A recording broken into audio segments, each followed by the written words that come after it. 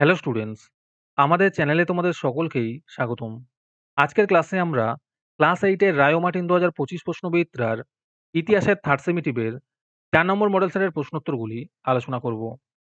ইতিহাসের আগের model সেটগুলির প্রশ্নোত্তরের video তোমরা যদি দেখে না থাকো, তাহলে অবশ্যই আমাদের চ্যানেলে গিয়ে দেখে নিও। নিচে ডিসক্রিপশনে লিঙ্ক আমি দিয়ে রাখলাম। আর তোমরা যদি আমাদের চ্যানেলে নতুন হয়ে থাকো, তাহলে চ্যানেলটিকে সাবস্ক্রাইব করে পাশে থাকা বেল আইকনটি অলে প্রেস করে রেখো। তাহলে পরের ক্লাসের ভিডিওগুলি আমি আপলোড করলেই তোমাদের কাছে নোটিফিকেশন পৌঁছে যাবে। তাহলে শুরু করা যাক। ১ নম্বরে আছে, সঠিক উত্তরটি বেছে নিয়ে লেখো। ১ নম্বর প্রশ্ন হলো, ভারতে ইস্ট ইন্ডিয়া কোম্পানির প্রথম গভর্নর জেনারেল ছিলেন লর্ড ওয়ারেন হেস্টিংস।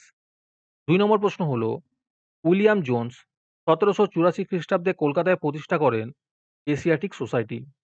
৩ নম্বর প্রশ্ন হলো, বাংলার নদীপথগুলি জরিপ করেছিলেন জেমস রেনেল। ৪ নম্বর প্রশ্ন হলো, সতীদাহ রদ আইন পাশ করেন উইলিয়াম বেন্টিং। ৫ নম্বর প্রশ্ন হলো, হুল শব্দের অর্থ হলো বিদ্রোহ।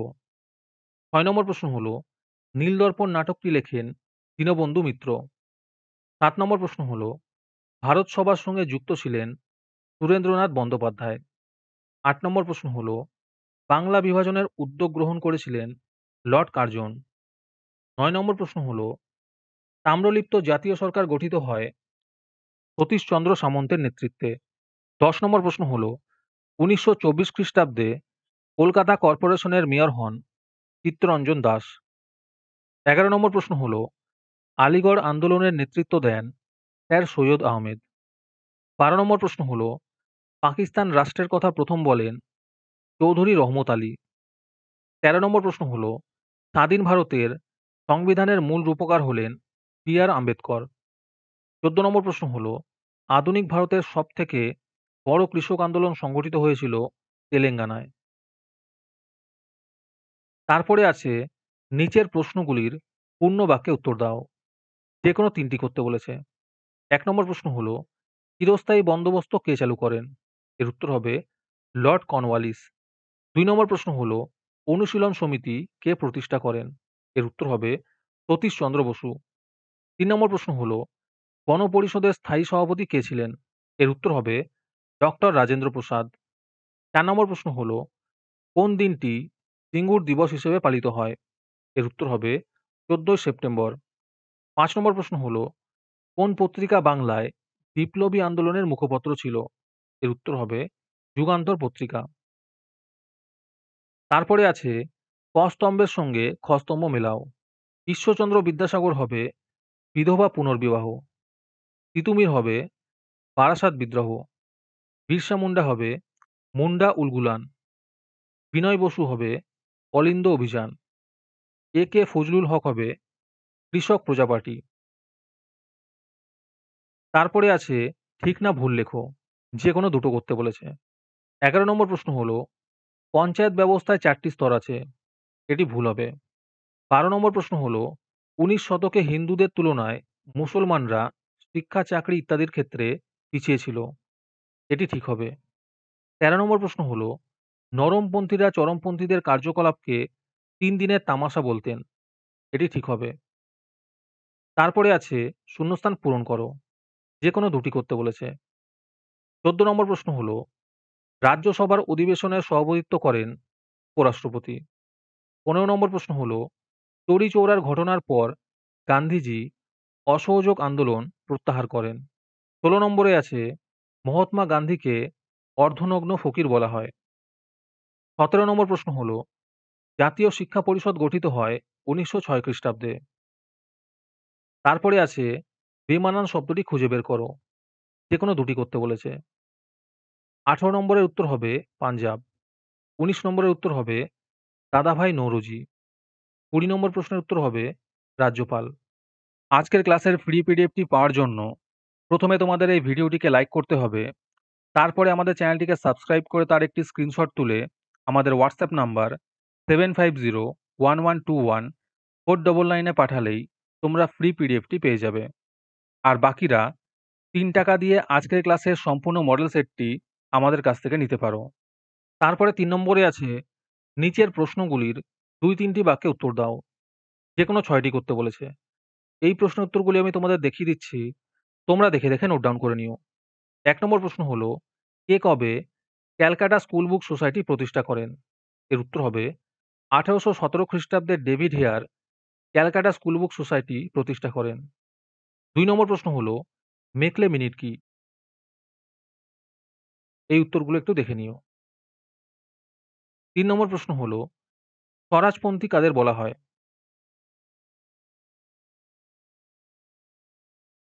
৪ নম্বর প্রশ্ন হলো, র‍্যাডক্লিফ লাইন কি?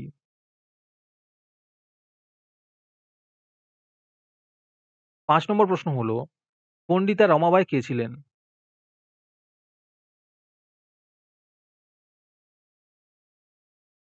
৬ নম্বর প্রশ্ন হলো, তাকে কেন সীমান্ত গান্ধী বলা হয়?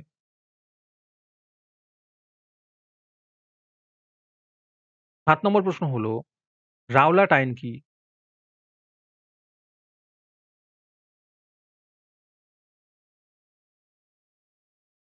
৮ নম্বর প্রশ্ন হলো, সংবিধান কাকে বলে?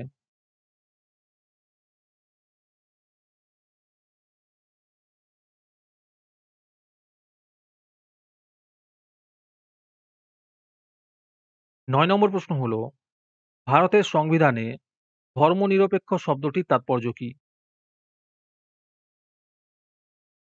তারপরে ৪ নম্বরে আছে, ৪-৫ টি বাক্যে যেকোনো ৫ টি প্রশ্নের উত্তর দাও।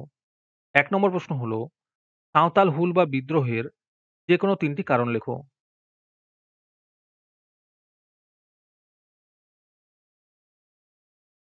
২ নম্বর প্রশ্ন হলো, ১৮৫৭ খ্রিস্টাব্দের মহাবিদ্রোহের যেকোনো ৩ টি কারণ লেখো।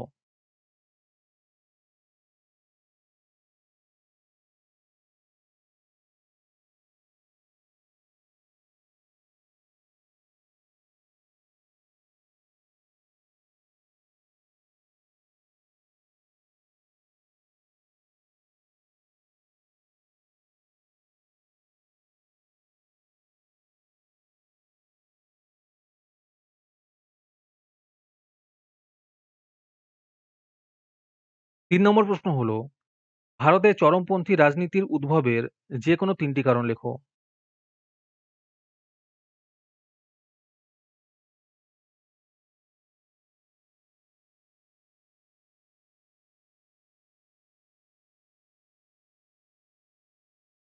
৪ নম্বরে আছে, নৌ বিদ্রোহের টিকা লেখো।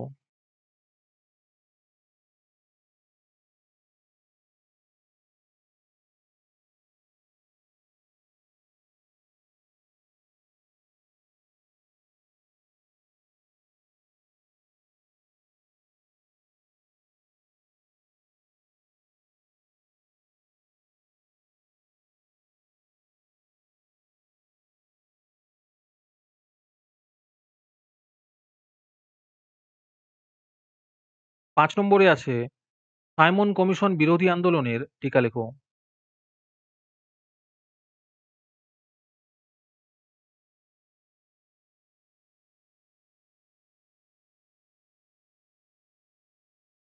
৬ নম্বরে আছে, মাস্টারদা সূর্য সেনের টিকা লেখো।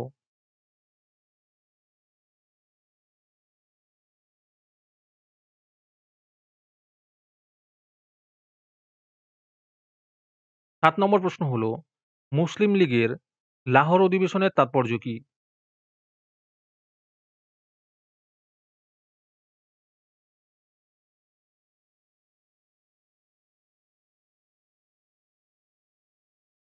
৮ নম্বরে আছে, ভারতের রাষ্ট্রপতির টিকা লেখো।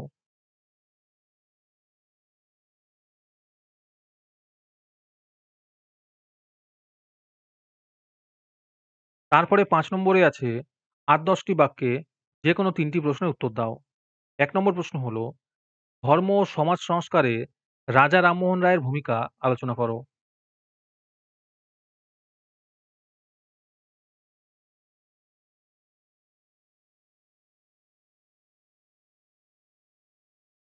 দুই নম্বর প্রশ্ন হলো, ভারতীয় মুসলিমদের সংস্কার সাধনে স্যার সৈয়দ আহমেদ খানের ভূমিকা আলোচনা করো।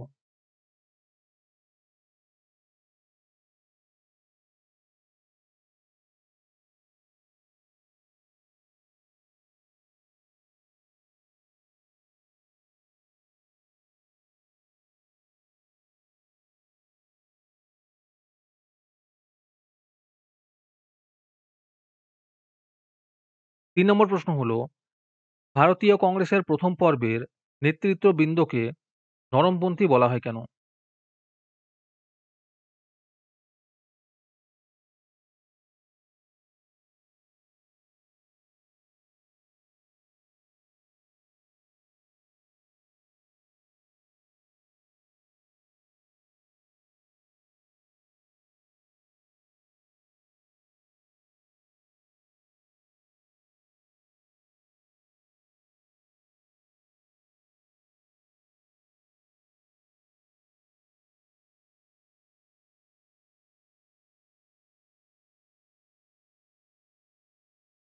৪ নম্বর প্রশ্ন হলো, বঙ্গভঙ্গের পেছনে ব্রিটিশ সরকারের কি যুক্তি ছিল এবং এর পেছনে প্রকৃত উদ্দেশ্য কি ছিল?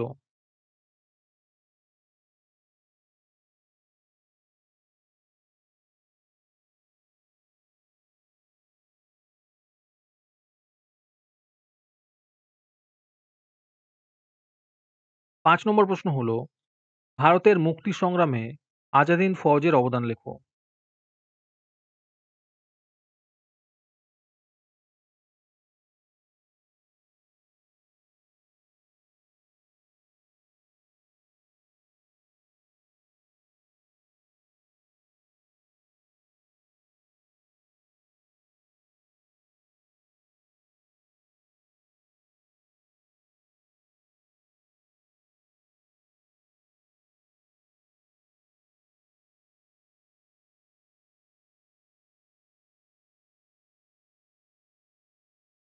'আজকের ক্লাসটি তোমাদের ভালো লেগে থাকলে ভিডিওটিকে লাইক এবং চ্যানেলটিকে সাবস্ক্রাইব করে দিও। তার সাথে ভিডিওটি তোমাদের সহপাঠীদের শেয়ার করে দিও। আর তোমরা কোথা থেকে আমাদের ভিডিওটি দেখছো অবশ্যই কমেন্টে লিখে জানিও। তাহলে আজকে এই পর্যন্তই। দেখা হচ্ছে পরের ক্লাসে।